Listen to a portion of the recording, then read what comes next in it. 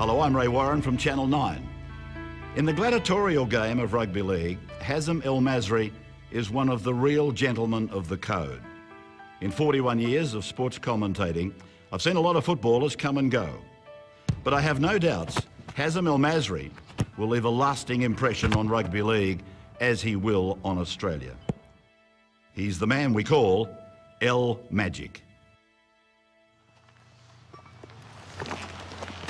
Get out! Come on! When I'm on a horse, it's a great feeling. It's a great adrenaline rush. Yeah! It's sort of a communication between you and the horse. Get out! You get some stubborn horses sometimes, but you know, you got to take control, get on that horse, and it's a challenge. It's pretty much a challenge that you want to accomplish.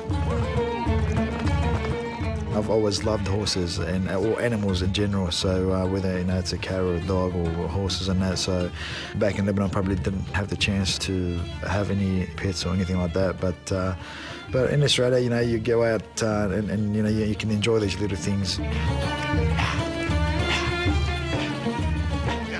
It rekindles those images that we have in our head about our ancestors, that Arabic tradition.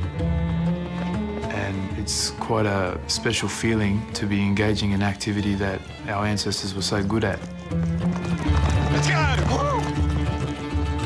And people tend to forget that when it came to horsemanship, when it came to poetry and chivalry, the Arabs were legendary for all that. And it's just something that we want to continue. My time is very hectic during the season, so I try to go when we got some time off in pretty much the off season when there's no footy. He's got it away! It has got goal!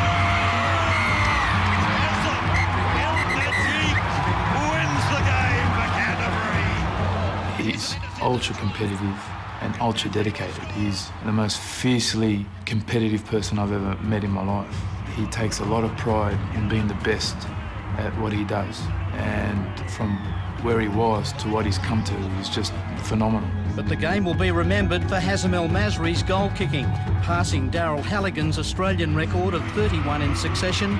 It's a story that I thought was one of the most remarkable I'd ever come across in the world of sport. There's this young kid on the war-ravaged streets of Tripoli in Lebanon who transplants himself to Australia. He then decided to take up a sport that was also completely foreign to him, and a culture within that sport that was completely foreign to not only the culture that he came from, but his personal beliefs in many cases.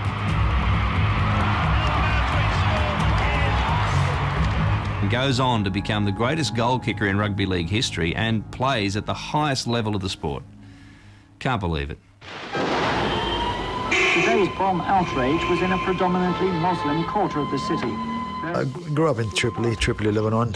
At the time, there was plenty of war going around and never knew who or why they were fighting. Caught in the middle, a convoy of French military vehicles. 5, 6 or 7, and I remember waking up at night and, all these sort of loud bombs and all that going around, so it was a very scary time. There was no escape and considerable panic.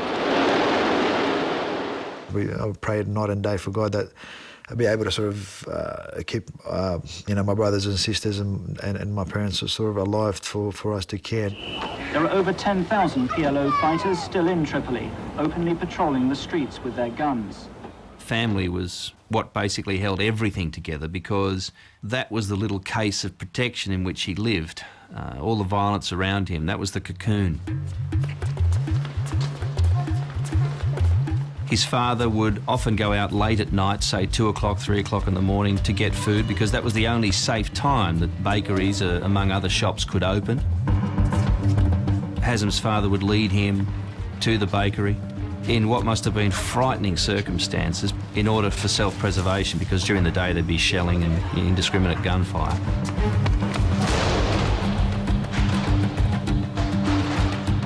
Playing soccer there was pretty tough as well. I mean, it's actually a building site that they used to just mark out with chalk and all that, and they put up a couple of posts, and that was our home ground.